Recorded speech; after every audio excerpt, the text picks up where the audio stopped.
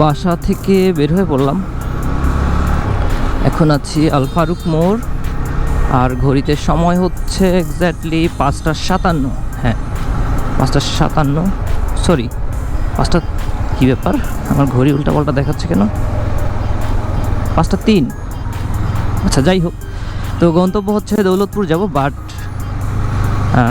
সোনাডাঙ্গা যে ভাঙাচুরো রাস্তাটা আছে জয় বাংলা মোড় হয়ে, ওই রাস্তাটা থেকে বের হব, বিকজ হাইওয়েতে আমার একটা ছোট কাজ আছে। তো চলেন যেতে যেতে কথা বলি।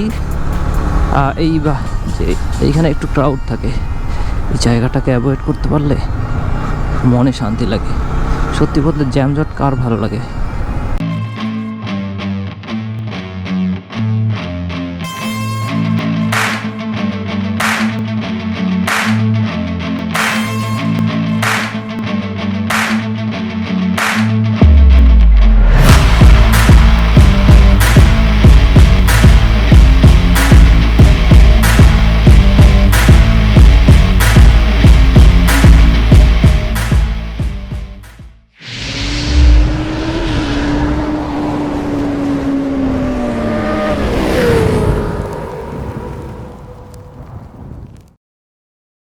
পুরো ভাঙাচুরা রাস্তা, এই রাস্তা আসলে গাড়ি চালাইলে গাড়ির অবস্থা খারাপ হয়ে যাবে। যাক, খুব স্লো আস্তে আস্তে যাই। আমি খুলনায় আসছি অলমোস্ট 4 বছর, 4 বছর না, 4 বছর প্লাস হবে, অলমোস্ট 5 বছর হবে।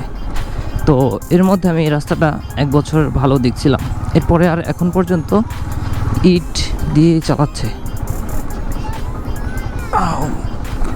মাগো, সমস্ত বাসগুলো এই রাস্তা থেকেই ঢুকে বেসিক্যালি, আর কিছু কিছু গাড়ি আছে যেমন এসি বাস যেগুলো, ওইগুলো এই রাস্তা থেকে ঢোকে না, মাঝে মাঝে গল্লামারির রাস্তাটা ইউজ করে।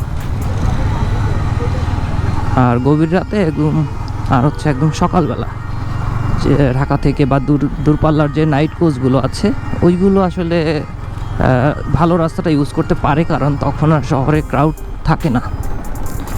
এছাড়া এই টাইমে এই রাস্তাটা ইউজ করে। তো কোনো রকম আসলে ভাঙা রাস্তাটা পার করে আসছি, জয় বাংলা থেকে হাইওয়েতে বের হব। চলেন হাইওয়েতে গিয়েই দেখা হবে।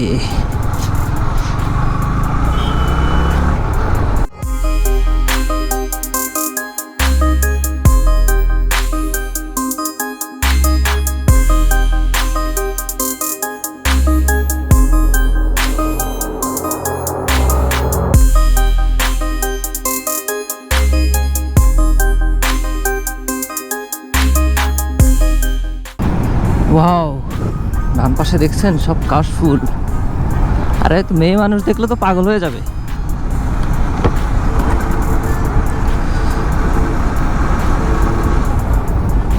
এটা হচ্ছে সোনাডাঙ্গায় সব থেকে বড় একটা আবাসিক এলাকা, আবাসিক প্রকল্প হচ্ছে। তো এই জায়গাটা, আরে বাবা, এখানে তো মোটরসাইকেল যে কোনো সময় দুর্ঘটনা ঘটাবে। সব পাথর, ডানে বামে ক্লিয়ার আছে।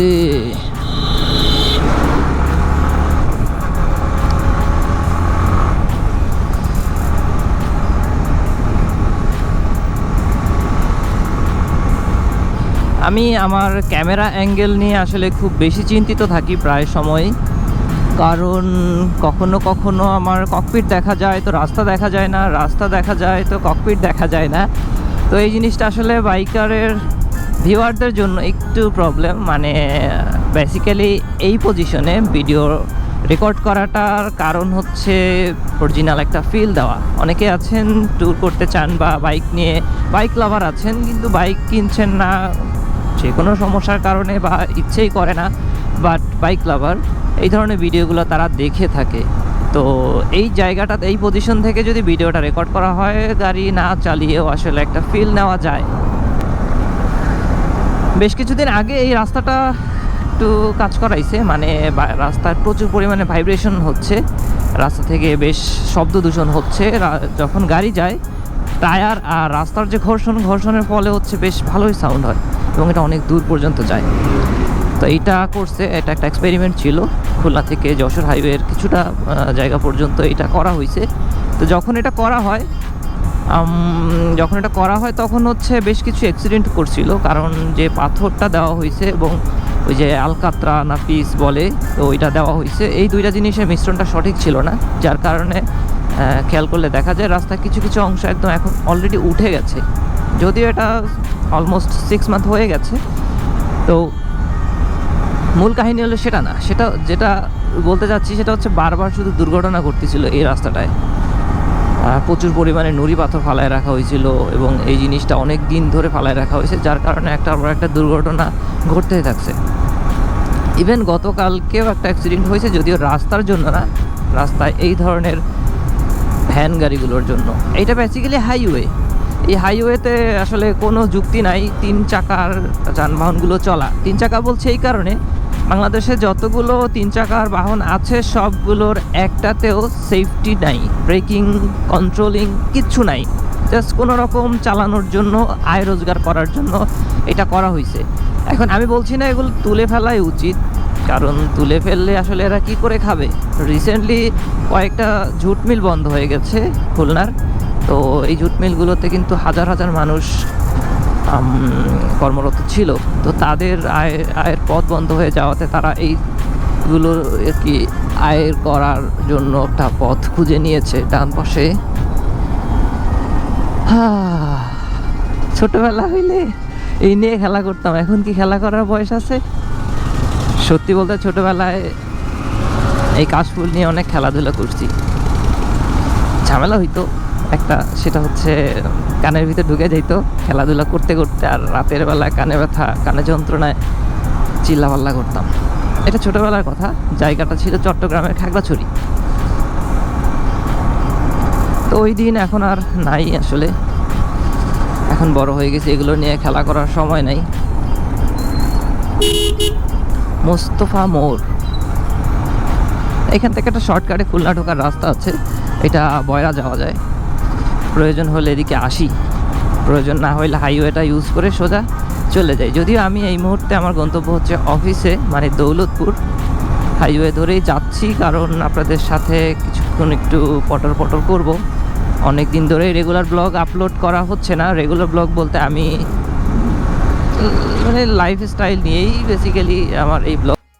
সরিষার তেল ভাগানো হয়তো ঘানিতে, কিন্তু এখন আর এভাবে করা হয় না। এখন উন্নত প্রযুক্তি চলে আসছে, বিভিন্ন ফ্যাক্টরি করছে যেখানে মেশিনের মাধ্যমে তেলটা ভাঙানো হয়। বাট আমাদের খুলনা শহরে আমি ইদানিং দেখতেছি, সামনে যে একটা গাড়ি দেখতে পাচ্ছেন, এই গাড়িটাতে একটা মেশিন আছে। এই মেশিনটার কাজ হচ্ছে স্যালো মেশিনের মতো একটা মেশিন দিয়ে চালানো হয়, যেটার মাধ্যমে এই তেলটা ভাঙানো হয়। এবং এটা যে কোনো জায়গায় প্লেস করে তারা। এই গাড়িতে এই অবস্থাতে থাকে, জাস্ট গাড়িটা দাঁড়ায়, মেশিনটা চালু করে, ভেতরে যে হলার এটার মধ্যে হচ্ছে সরিষার দানা দিয়ে দেয়, আর এরপরেই একটা জায়গা থেকে তেল বের হওয়া শুরু করে। এবং আপনি চাইলে ইনস্ট্যান্ট ওখান থেকে তেল লিটার হিসেবে তাদের কাছ থেকে কিনে নিতে পারবেন। এটা বাণিজ্যিকভাবেও নিতে পারবেন, আপনি খুচরা হিসেবেও নিতে পারবেন। চমৎকার না বিষয়টা? ডান পাশে একটা সিবিআর আছে, ভাই যাও, এগিয়ে যাও, এত হর্ন দেওয়ার কিছু নাই।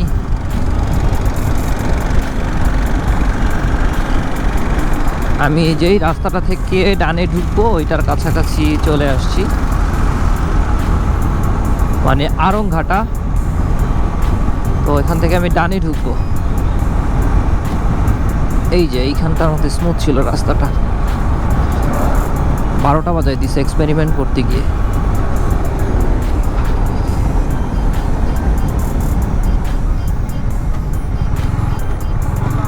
আরে ঢুকি, ভাঙা রাস্তা।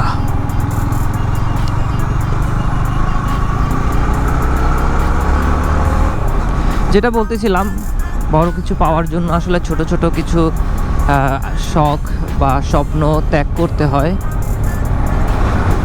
এইটুকু রাস্তায় এত বড় গাড়ি, ভয় লাগে না?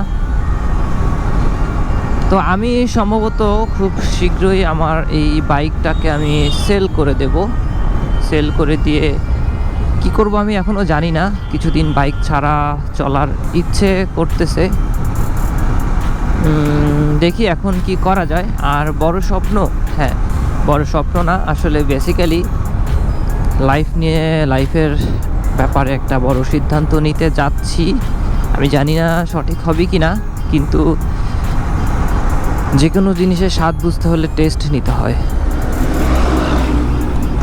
তো বড় একটা সিদ্ধান্ত নিচ্ছি, সম্ভবত 1 বছর টাইম নিব। 1 বছরের মধ্যে এটা এক্সিকিউট করার প্ল্যান, ওভাবেই প্ল্যানিং চলতেছে। তো কিছুদিন বাইক থেকে দূরে থাকবো বলতে এই বাইকটা আমার কাছে থাকবে না, তবে কোনো না কোনো বাইক তো আমার কাছে থাকবে।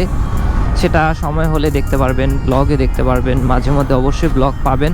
তবে যতটা ভিডিও আমি দ্রুত দেই তার থেকে আরও স্লো হয়ে যাব, যেহেতু নিয়মিত আমার কাছে বাইক থাকবে না।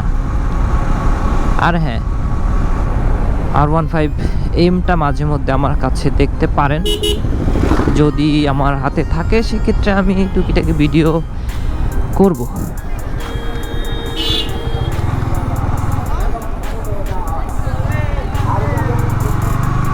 আরংঘাটা বাজার, এই জায়গাটা খুবই ঝামেলার একটা জায়গা। অতিরিক্ত পরিমাণে ভ্যান রাস্তায় চলে, আর এরা ওলট পালট চালায় যেদিকে খুশি সেদিকে।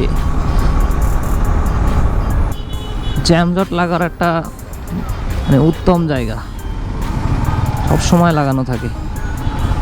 দেখ, এই গাড়িটার জন্য একটু কম ঝামেলা হইল।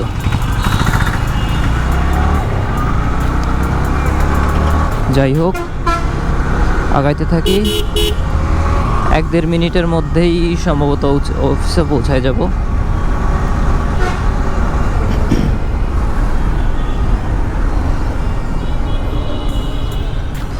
এটা হচ্ছে অফিস শেষ হওয়ার সময়, যার কারণে রাস্তায় এই টাইমে একটা জ্যামের ব্যাপার থাকে। আরে কি এক যন্ত্রণা! কপাল ভালো, এখানে লেন হচ্ছে 2টা। খুলনাতে অবশ্য ম্যাক্সিমাম জায়গায় 2টা করে লেন, যার কারণে জ্যাম অনেক কম থাকে। নাহলে যে কি হইতো।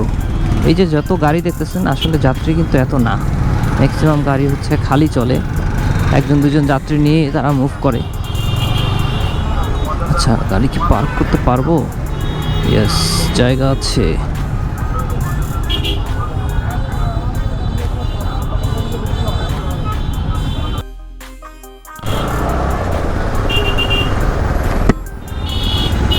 অফিস থেকে বের হয়ে পড়লাম, আর এখন ঘড়িতে সময় হচ্ছে 8টা। একটা ছোট একটা কাজ আছে, ক্লায়েন্টের সাথে দেখা করব, দেন বাসায় মুভ করব। কিন্তু একটু ক্ষুধা লাগছে, কি খাওয়া যায়।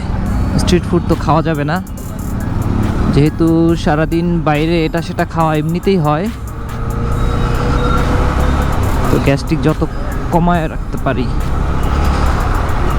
এই MT-15 একটা মানে প্যারা, যদিও এটা MT-15 শুধু একারই না, সব গাড়িরই দেখতেছি আমি একই অবস্থা। সেটা হচ্ছে হেডলাইটের পাওয়ার এত কম, অন্যান্য গাড়ির আলোতে নিজের আলোকে খুঁজে পাওয়া যায় না, বাধ্য হয়ে লাগাইতে হয় হেডলাইট, ওই ফগ লাইট। মজার ব্যাপার হচ্ছে, গত 2-3 দিন আগে একজন সার্জেন্ট আমাকে দাঁড় করাইলো ফগ লাইটের জন্য। তো তারা আমি বললাম বুঝে সুন্দরভাবে যে আপনি তো জানেন বাংলাদেশে যে প্রিমিয়াম সেগমেন্টের বাইকগুলো আসে, এগুলোর স্পিড এবং কন্ট্রোলিং সব কিছু ভালো থাকলেও একটা জিনিসেই হচ্ছে ঘাটতি, সেটা হচ্ছে হেডলাইটের আলো এত পরিমাণে কম, যেটা অন্যান্য গাড়ির আলোতে আসলে মানে খুব বাজে অবস্থা। বিশেষ করে হাইওয়েতে যখন এলইডি লাগায় বাস ট্রাকগুলো চলে, সেসব আলোর কাছে স্টক আলো হচ্ছে অসহায়। তো ব্যাপারটা উনি বুঝতে পারছে, তো বললো ঠিক আছে আপনি বাদ দেন, এটা বুঝতে পারতেছি আপনি হচ্ছে কেন লাগাইছেন ছোট ছোট লাইটগুলো, খুব বেশি আলো হবে না বুঝতে পারতেছি, ঠিক আছে কাগজ দেখান। তো কাগজ দেখাইলাম, সে ছেড়ে দিল। বিষয়টা হচ্ছে সবাই জানে বোঝে, তারপরেও আইন তো আইনের প্রতি যদিও সবাই শ্রদ্ধাশীল আশা করি, তারপরেও এই আইনগুলো আসলে থাকা উচিত না, যেখানে এই অবস্থা হচ্ছে এই বাইক কোম্পানিগুলোর। চাইলেই বাজারে তো অনায়াসেই হেডলাইট পাওয়া যায় ভালো আলো হয়। তাহলে স্টকে যে কেন এত কম আলো দেয় আমি বুঝি না। দেখবেন প্রায় বাস ট্রাক এই যে গাড়িগুলোতে এলইডি ইউজ করে, তাহলে রাস্তায় কি এরা ছাড়া আর কেউ চলবে না? চলে তো, এইভাবেই চলে, অন্য অন্য ওয়ে ধরে। কেউ হেডলাইটের আলাদা কোনো বাল্ব লাগায় নেয়, কেউ এই যে দেখেন, আরে বাবা কি আলো, কিচ্ছু দেখা যায় না চোখে।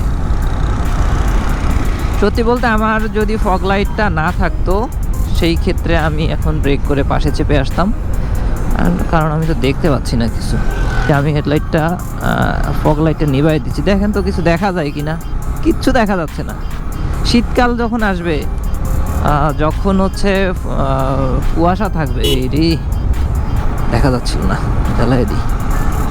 এই মুহূর্তে আমি আছি গোয়ালখালী মোড়ে। এখান থেকে আমি সাইডে যাব কি না ভাবতেছি, চলে যাই। সাইডের রাস্তাটাই রিল্যাক্স আছে। বাদাম কিনে নেই। 100 গ্রাম দেন, ভালো হবে না? খাইতে হবে না, দেন।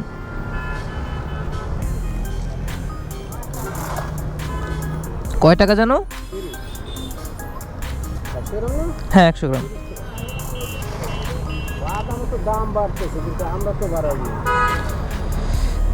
বাড়াই দেন, খাওয়া বাদ দিয়ে দেবো।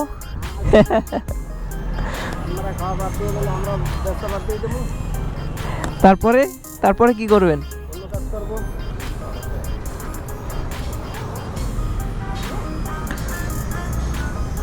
ব্যবসাটা 35 বছর ধরে চলে, বুঝছেন? 35 বছর ধরে বাদাম বেচতেছেন? 35 বছরে বাদাম বেচতেছি, 35 বছর। তাহলে তো এখন আপনার বাদামের পাইকারি দোকান দেওয়া উচিত, আর মানুষের তো আস্তে আস্তে উন্নতি হয়। কোনো সিটারই নাই। পলিথিন দেবো নাকি? হ্যাঁ হ্যাঁ, ব্যাগে নিব তো, পলিথিন দেন। ব্যবসার ভিতরে কোনো সিটারই নেই। কাজ শেষ করে বের হয়ে পড়ছি, আর এখন ঘড়িতে সময় হচ্ছে 9:45। তো মোটামুটি মেলা সময় কাজ করলাম। কাজ বলতে কি, একটু কথাবার্তা, আলাপচারিতা আর কি। তো এখন যাব সরাসরি বাসায়, আর বাসায় গিয়ে রিল্যাক্সে বাদাম চিবাবো আর এই ভিডিওটা এডিট করব।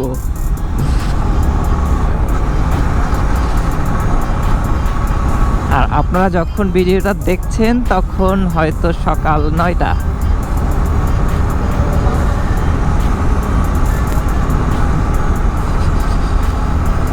রাতের বেলা বাইক চালাইতে ভালোই লাগতেছে, আর শীতের একটা ফিল পাচ্ছি, হালকা ঠান্ডা।